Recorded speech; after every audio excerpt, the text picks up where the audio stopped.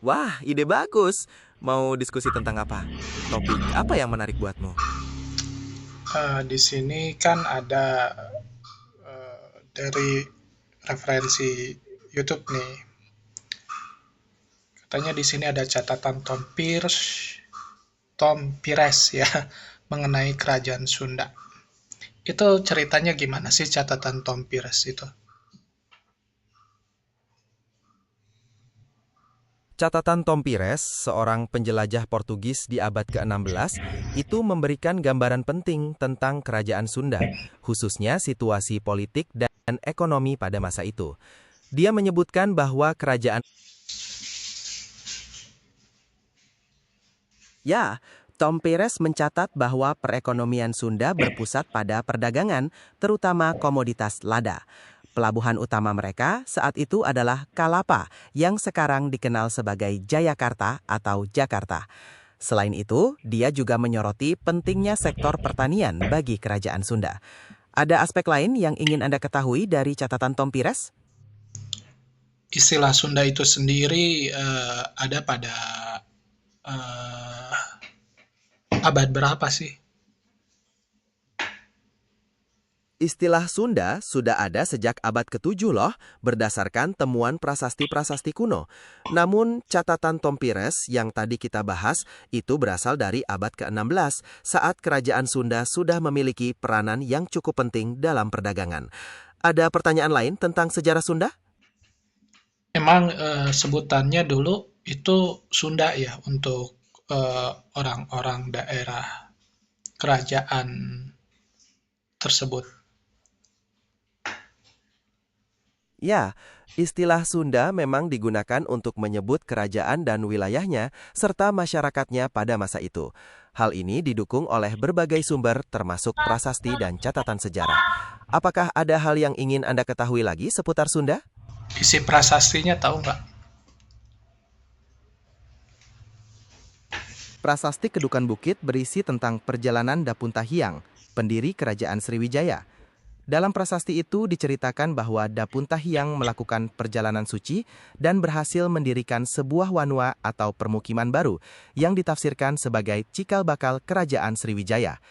Ada detail tertentu yang ingin Anda ketahui? Nggak istilah Sunda di prasasti tersebut gitu. Kan itu nyeritain kerajaan Sriwijaya ya. Betul, prasasti Kedukan Bukit memang lebih banyak membahas tentang Sriwijaya. Istilah Sunda mungkin tidak secara langsung disebutkan dalam prasasti tersebut, karena konteksnya fokus pada pendirian Sriwijaya di Sumatera. Apakah ada prasasti lain yang ingin Anda ketahui yang berkaitan dengan Sunda? Emang pas zaman Sriwijaya itu bahasanya bahasa apa? Pada zaman Sriwijaya, bahasa yang digunakan adalah bahasa Melayu kuno. Hal ini dibuktikan oleh prasasti-prasasti yang ditemukan, seperti yang ada di Kedukan Bukit tadi. Bahasa Melayu kuno ini menjadi bahasa penting dalam perdagangan dan pemerintahan di Nusantara pada masa itu. Apakah ada pertanyaan lain? Itu abad keberapa prasastinya? Prasasti Kedukan Bukit diperkirakan berasal dari akhir abad ke-7 Masehi, sekitar tahun 683 Masehi. Apakah ada informasi lain yang ingin Anda ketahui tentang prasasti tersebut? Berarti pengaruh Melayu udah mulai eh, ada ya ke daerah Sriwijaya.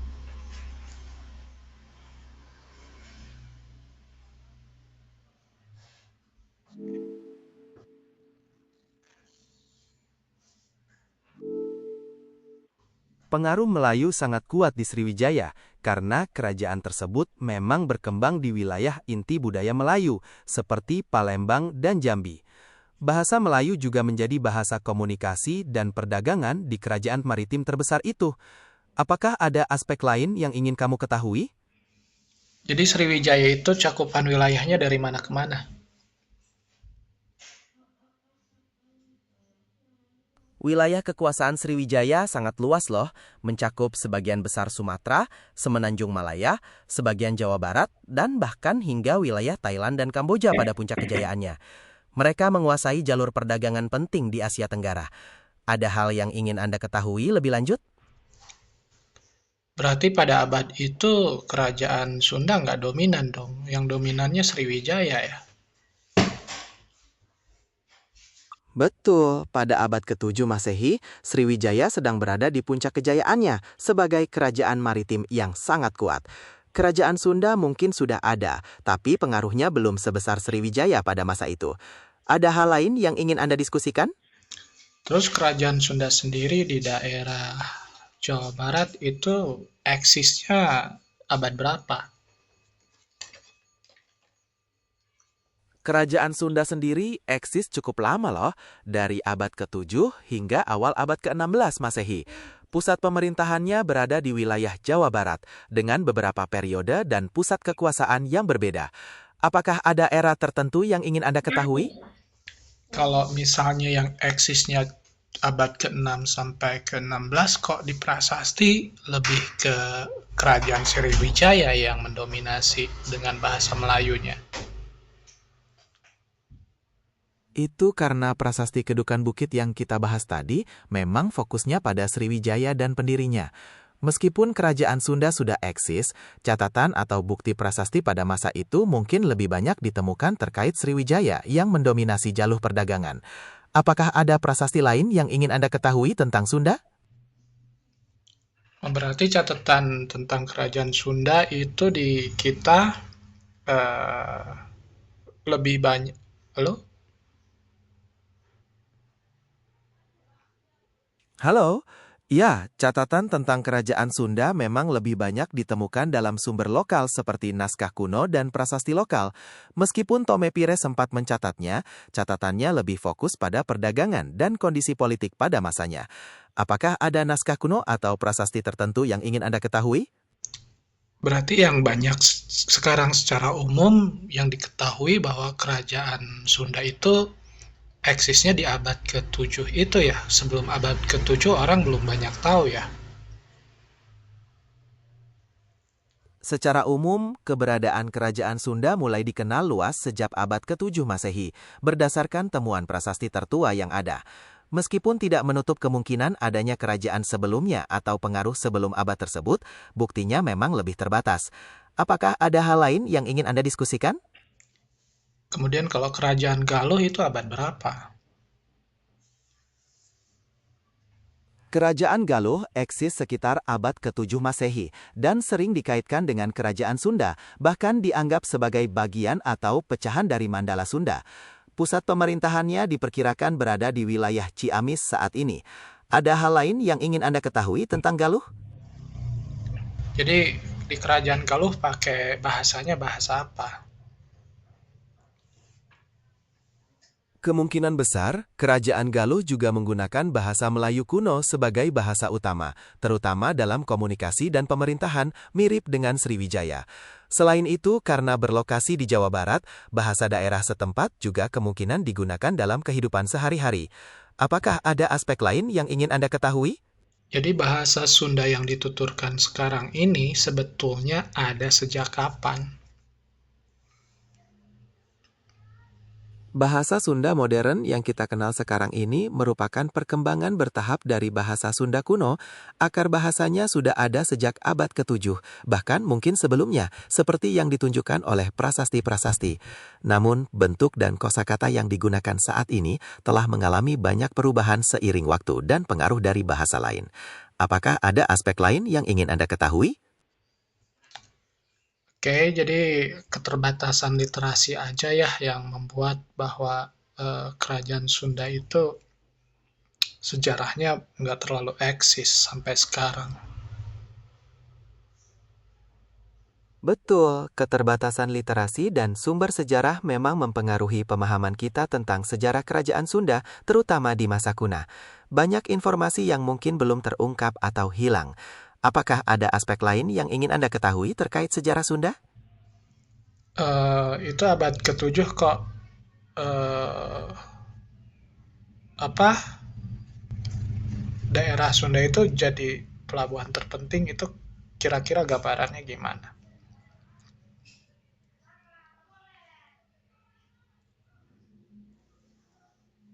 Pada masa kerajaan Sunda, pelabuhan terpenting mereka adalah Sunda Kelapa yang lokasinya seperti Jakarta saat ini. Pelabuhan ini menjadi pintu gerbang utama untuk perdagangan, terutama lada, dan menghubungkan Sunda dengan berbagai wilayah di Nusantara dan internasional. Apakah Anda ingin tahu lebih banyak tentang peranannya? Kalau misal Banten itu dulu gimana?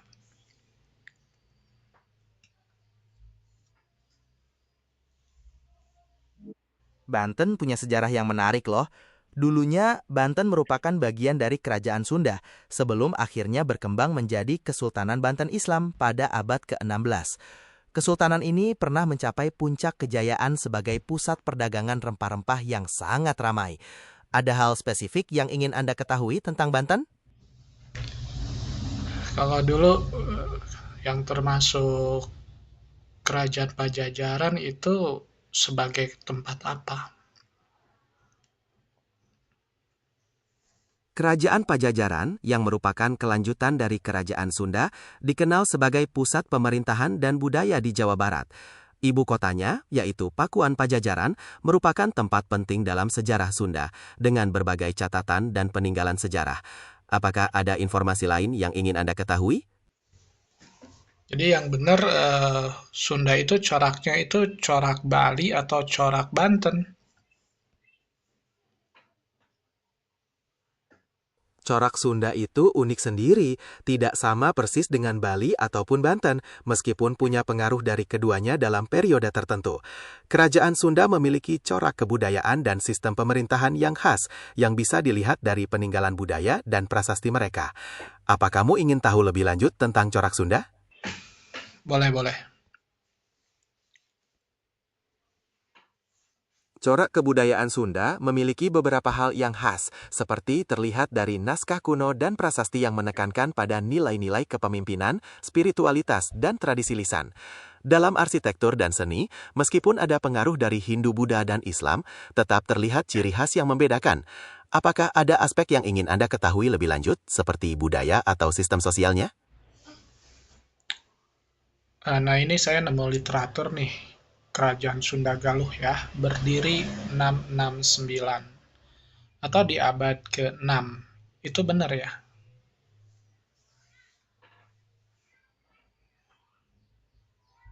Ya, literatur tersebut menunjukkan tahun 669 atau abad ke-7 Masehi sebagai tahun berdirinya Kerajaan Galuh, yang merupakan pecahan dari Kerajaan Tarumanegara. Jadi, informasinya sesuai. Ada detail lain yang ingin Anda ketahui? Kerajaan Tarumanegara itu abad keberapa jadinya?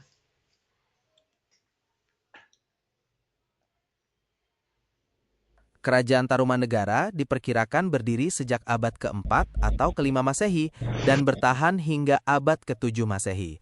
Mereka menguasai wilayah Jawa Barat dan sekitarnya pada masa itu. Apakah ada kaitan yang ingin Anda ketahui dengan kerajaan lain? Kalau Sriwijaya abad keberapa?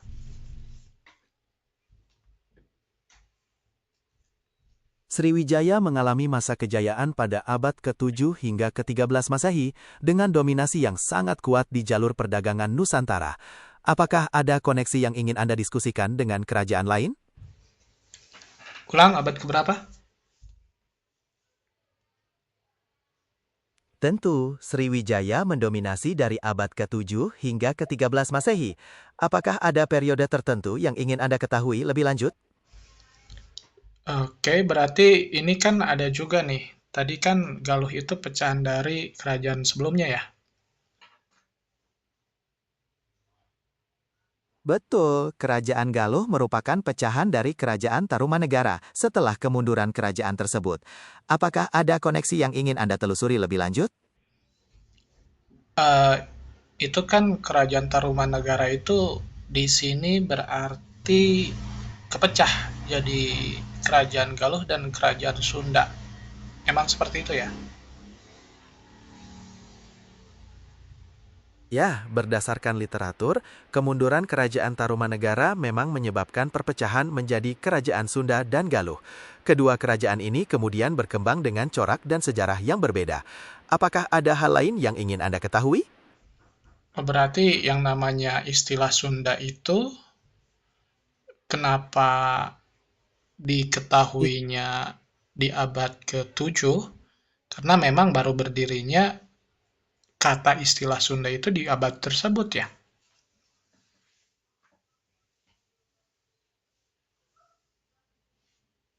Memang, istilah Sunda mulai banyak muncul dalam catatan atau prasasti pada abad ke-7 Masehi, yang sering dihubungkan dengan periode berdirinya Kerajaan Sunda. Jadi, bisa dibilang, pada saat itulah identitas dan wilayah Sunda mulai tereksis secara historis. Apakah ada hal lain yang membuatmu ragu? Berarti sebelumnya bukan orang Sunda dong. Di abad Tarumanegara berarti disebut orang Tarumanegara aja ya. Kemungkinan besar pada masa Kerajaan Tarumanegara, identitas kewilayahan dan kelompok masyarakat merujuk pada kerajaan itu. Istilah Sunda berkembang setelah perpecahan dan munculnya kerajaan baru, meskipun budaya dan cikal bakalnya bisa jadi telah ada sebelumnya. Apakah ada aspek yang membuat penasaran dari masa Tarumanegara? Itu kalau Bali itu termasuk wilayah mana itu? Kerajaan apa dulu? 7 Masehi. Pada abad ke-7 Masehi, Bali sudah memiliki corak kerajaan tersendiri, meskipun catatannya mungkin tidak sebanyak kerajaan besar lainnya. Corak kebudayaannya sangat dipengaruhi oleh Hindu-Buddha dan telah punya sistem pemerintahan dan masyarakat yang terstruktur. Apakah ada hal lain yang ingin Anda ketahui tentang Bali pada masa itu? Berarti masuk kerajaan Galuh, Sunda atau Tarumanegara Bali itu? Bali pada abad ke-7 Masehi tidak masuk ke dalam kerajaan Sunda, Galuh, ataupun Tarumanegara. Bali sudah memiliki kerajaan sendiri yang bercorak Hindu-Buddha pada masa itu. Apakah ada kerajaan lain yang ingin Anda ketahui? Oh, berarti Bali itu bukan Sunda ya? Betul sekali, Bali dan Sunda merupakan dua kebudayaan dan wilayah yang berbeda, dengan sejarah dan corak yang khas masing-masing, terutama pada abad ke-7 Masehi. Ada hal lain yang ingin Anda ketahui? Kenapa disebut corak Bali itu Hindu, padahal Hindu di India itu beda coraknya dengan Hindu Bali? Ajaran Hindu di Bali memang memiliki penyesuaian dan interpretasi tersendiri dengan budaya dan tradisi setempat, sehingga berbeda dengan Hindu di India. Corak yang berkembang di Bali menjadi Hindu Bali yang khas, dengan ritual dan sistem kepercayaan yang unik. Apakah ada aspek tertentu yang ingin Anda ketahui? Ya kayak misal di upacaranya Hindu Bali kan lebih ke ritualnya bunga-bunga, buah, sedangkan di Hindu India itu ritualnya lebih ya bunga sih ada, cuman lebih menghormati sapi. Itu gimana? Betul, perbedaan dalam ritual dan simbolisme memang terlihat antara Hindu Bali dan Hindu India. Penghormatan terhadap sapi di India sangat kuat karena dianggap sebagai simbol kesucian. Sementara di Bali, upacara lebih kental dengan persembahan dan elemen alam yang disesuaikan dengan kepercayaan setempat. Apakah ada aspek yang ingin Anda gali lebih dalam? Oke, em, jadi udah fix ya. eh, Kerajaan Sunda itu kita pisahin sama Kerajaan Salakanegara. Karena kalau Sunda itu adanya 7 Masehi, tapi kalau Salakanegara itu bukan Sunda, hanya wilayahnya di wilayah sekarang Jawa Barat gitu ya. Ya, Kerajaan Salakanegara dianggap sebagai kerajaan tertua di wilayah Jawa Barat yang mendahului Kerajaan Sunda dan Galuh. Meskipun wilayahnya berada di lokasi yang sama, corak dan periodenya berbeda dengan Kerajaan Sunda yang muncul kemudian. Apakah ada yang ingin Anda diskusikan tentang keterkaitan mereka? Terus kalau Galuh itu sendiri artinya apa? Bahasanya dari bahasa apa? Kata Galuh berasal dari bahasa Sanskerta yang memiliki beberapa arti, di antaranya adalah permata atau intan. Dalam konteks sejarah, nama Galuh juga sangat terkait dengan kerajaan yang berkuasa pada masanya di Jawa Barat. Apakah ada yang ingin Anda ketahui lebih lanjut tentang arti tersebut? Dari bahasa apa tadi? Sangsekerta atau apa?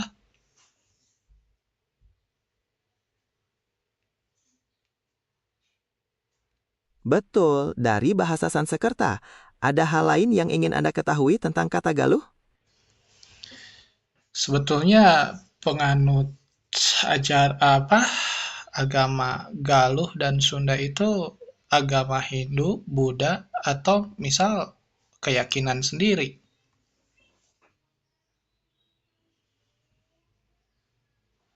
Kerajaan Galuh dan Sunda pada masa kuna umumnya menganut agama Hindu dan Buddha, meskipun ada kemungkinan adanya kepercayaan lokal juga, seperti Sunda Wiwitan. Pengaruh kedua agama ini terlihat dalam peninggalan budaya dan tradisi. Apakah ada yang ingin Anda ketahui lebih lanjut? Kalau istilah wiwitan sendiri itu artinya apa, dari bahasa apa?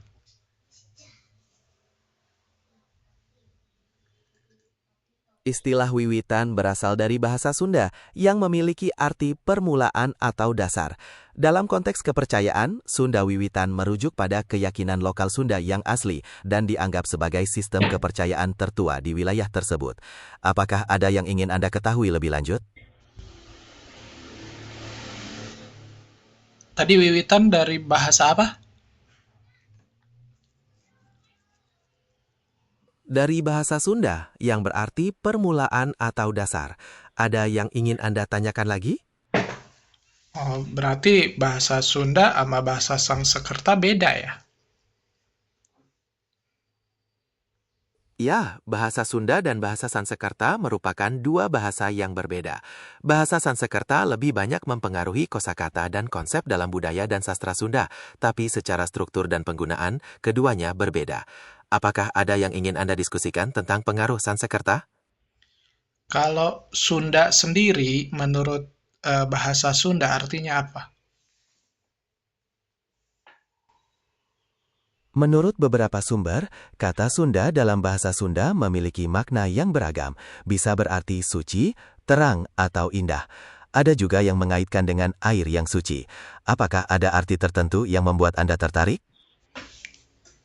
Kan Sunda itu asal katanya dari bahasa Sangsekerta. Oh, ternyata ada juga ya Sunda dari bahasa Sunda. Betul, jadi ada multifaceted makna dari kata Sunda. Pengaruh Sanskerta memberikan nuansa spiritual dan historis, sementara dalam bahasa Sunda sendiri memiliki arti yang mendalam terkait dengan nilai dan identitas. Apakah ada yang ingin Anda perjelas lagi? Lebih dulu bahasa mana sih, Sangsekerta atau bahasa Sunda? Bahasa Sanskerta umumnya dianggap lebih dulu berkembang dan memiliki pengaruh yang kuat dalam sejarah dan kebudayaan di Nusantara, termasuk Sunda. Bahasa Sunda sendiri merupakan bagian dari kerumpun bahasa Austronesia yang berkembang seiring waktu. Rumpun bahasa Austronesia gitu ya. Itu maksudnya gimana tuh, rumpun bahasa gitu? Rumpun bahasa Austronesia adalah kelompok bahasa yang tersebar luas dari Madagaskar hingga Pulau Paskah, termasuk bahasa-bahasa di Asia Tenggara, termasuk bahasa Sunda di dalamnya. Jadi, ini menunjukkan adanya keterkaitan dan kemiripan dalam struktur dan kosakata dengan bahasa lain dalam rumpun tersebut. Apakah ada yang ingin Anda ketahui lagi? Bisa nggak ngejelasin bahasa dari Nabi Adam mula-mula sampai ke bahasa sekarang, perkembangannya gimana? Awalnya bahasa apa dan sekarang menyebar jadi bahasa apa saja? Pertanyaan itu sangat kompleks karena melibatkan keyakinan dan sejarah yang berbeda-beda. Dalam banyak keyakinan, bahasa pertama manusia dianggap sebagai bahasa dari Nabi Adam, namun tidak ada bukti linguistik yang bisa menelusuri secara pasti ke bahasa tersebut. Bahasa di dunia berkembang melalui berbagai proses seperti migrasi, perdagangan, dan interaksi selama ribuan tahun, membentuk rumpun bahasa dan dialek yang beragam sekarang. Apakah ada bagian tertentu dari perkembangan bahasa yang ingin Anda ketahui? Oke, jadi gimana tuh yang kamu ketahui, bahasa apa dulu, jadi bahasa apa, jadi bahasa apa, jadi bahasa apa? Secara umum, studi linguistik mengelompokkan bahasa ke dalam rumpun bahasa, bukan dari satu bahasa langsung berevolusi menjadi bahasa lain secara berurutan. Rumpun bahasa yang paling dominan dan tersebar luas termasuk Indo-Eropa, Sino-Tibet, Afro-Asia, Austronesia, dan banyak lagi. Setiap rumpun punya sejarah perkembangan dan migrasi yang unik. Apakah ada rumpun bahasa tertentu yang ingin Anda ketahui? Jadi kalau Sanskerta masuknya ke Austronesia ya. Bukan, bahasa Sanskerta tidak termasuk dalam rumpun Austronesia. Bahasa Sanskerta merupakan bagian dari kerumpun bahasa Indo-Eropa yang punya sejarah dan persebaran yang berbeda. Apakah ada yang ingin Anda ketahui lebih lanjut? Oh, berarti kalau gitu bahasa Sunda itu dari dulu ada rumpunnya ya, tapi kemudian kalah sama rumpun Indo apa tadi yang Sanskerta itu ya. Bukan berarti kalah, tapi lebih pada adanya pengaruh. Bahasa Sunda sudah memiliki rumpun bahasanya sendiri sejak dulu, yaitu Austronesia. Sementara bahasa Sanskerta memberikan pengaruh dalam kosakata dan konsep karena penyebaran budaya Hindu-Buddha, tapi tidak menggantikan bahasa Sunda sebagai bahasa sehari-hari. Apakah ada yang ingin Anda diskusikan tentang pengaruh Sanskerta tersebut? Tadi Sanskerta itu rumpunnya rumpun bahasa apa? Rumpun bahasa Indo-Eropa. Apakah ada yang ingin Anda ketahui lagi? Indo-Eropa itu mulai dari mana sampai mana wilayahnya?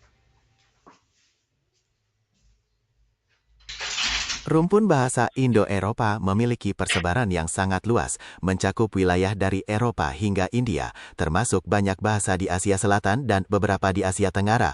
Persebarannya terjadi melalui migrasi dan kontak budaya selama ribuan tahun. Apakah ada bahasa tertentu yang ingin Anda ketahui lebih lanjut dari rumpun ini? Berarti kalau terkena corak pengaruh eh, bahasa Indo Eropa itu berarti dulu, halo,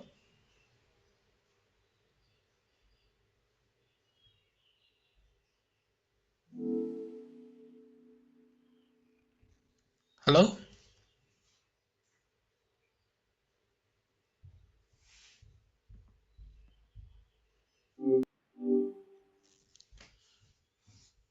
halo, Gemini. Halo, ada yang bisa saya bantu? Jadi kalau misalnya Indo-Eropa itu kan mempengaruhi bahasa di kerajaan Sunda ya jadinya. Betul, pengaruh Indo-Eropa melalui bahasa Sanskerta memang terlihat dalam kosakata dan konsep di Kerajaan Sunda, terutama dalam aspek keagamaan, sastra, dan budaya. Namun bahasa Sunda sendiri tetap mempertahankan ciri khas rumpun bahasanya, yaitu Austronesia. Ada yang ingin Anda ketahui lebih lanjut? Berarti dari dulu memang terpengaruh sama peradaban luar ya, daerah-daerah Sunda sama Galuh itu.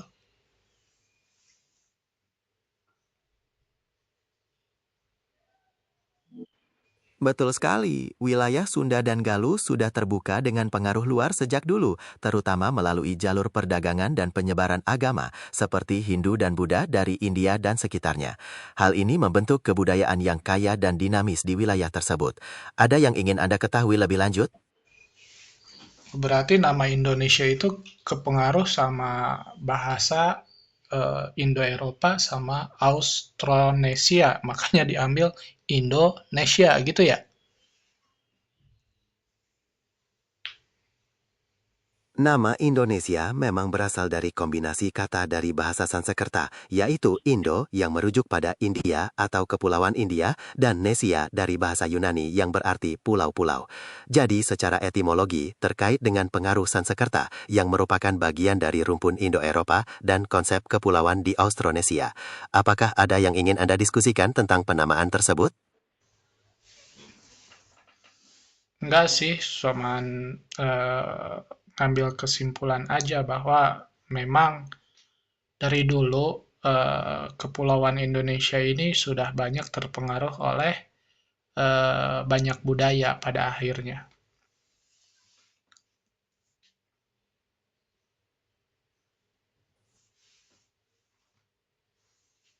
Kesimpulan yang tepat itu, letak geografis Nusantara yang strategis memang menjadikannya pusat pertemuan berbagai peradaban dan budaya sejak dulu. Apakah ada hal spesifik yang ingin Anda diskusikan terkait pengaruh tersebut? Ada nggak bahasa dari Indo-Eropa terpengaruh sama budaya atau bahasa Austronesia? Dalam sejarah linguistik, pengaruh yang lebih menonjol adalah dari Indo-Eropa terhadap Austronesia, seperti yang kita bahas tadi dengan Sanskerta.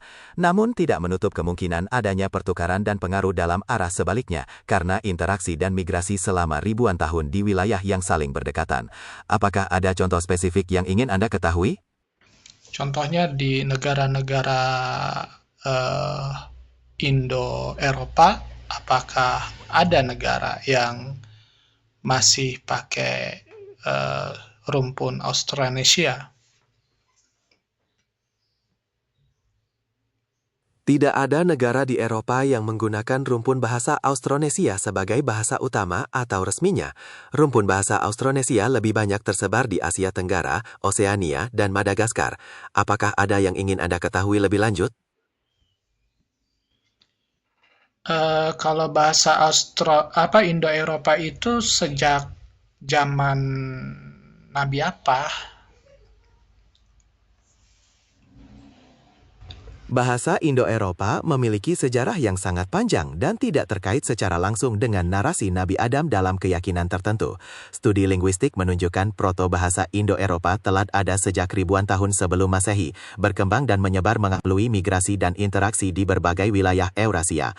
Apakah ada yang ingin Anda ketahui lebih lanjut tentang periode waktu tertentu? Oke, pengaruh bahasa Sanskerta di daerah Jawa sekarang itu ada sejak abad berapa?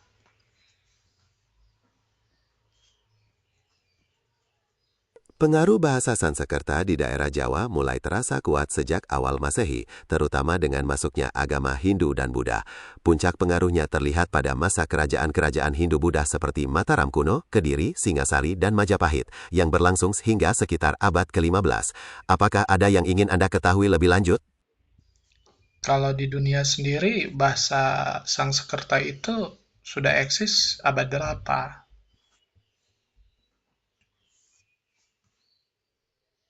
Bahasa Sanskerta sudah eksis sejak ribuan tahun sebelum Masehi, dengan temuan tertua dalam teks keagamaan Hindu yang berasal dari sekitar 1500 SM. Jadi sudah lebih dulu dari abad ke-8 Masehi. Apakah ada yang ingin Anda ketahui lebih lanjut tentang periode waktu tertentu? Itu asal penuturannya dari daerah mana? Asal penuturan rumpun bahasa Indo-Eropa secara pasti masih diperdebatkan, namun teori terkuat menunjukkan wilayah stepa Kaukasus atau Anatolia. Dari sana bahasa tersebut menyebar ke berbagai wilayah seperti Eropa dan Asia. Apakah ada yang ingin Anda ketahui lebih lanjut? Kalau Kaukasus itu sekarang daerah apa? Kaukasus adalah wilayah yang terletak di perbatasan Eropa dan Asia, mencakup negara-negara seperti Georgia, Armenia, Azerbaijan, dan bagian Rusia di Kaukasus Utara. Apakah ada yang ingin Anda ketahui lagi? Ulang-ulang?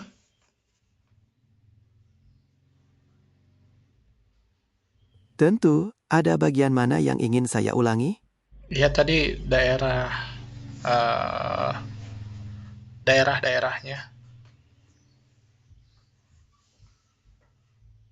Oh, wilayah Kaukasus itu mencakup negara-negara seperti Georgia, Armenia, Azerbaijan, dan juga bagian dari Rusia di Kaukasus Utara. Apakah sudah jelas?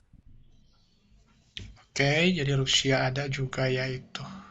Azerbaijan ada juga ya itu. Berarti kalau Sanskerta sendiri itu kan apakah dari India atau dari mana asal-muasalnya? Sansekerta asalnya dari wilayah India, tapi merupakan bagian dari rumpun Indo-Eropa yang memang punya persebaran yang luas dari Eropa hingga India. Jadi Sansekerta berkembang di anak benua India, tapi terkait silsilah bahasanya dengan rumpun Indo-Eropa. Apakah ada yang ingin Anda tanyakan lagi? Oke, cukup.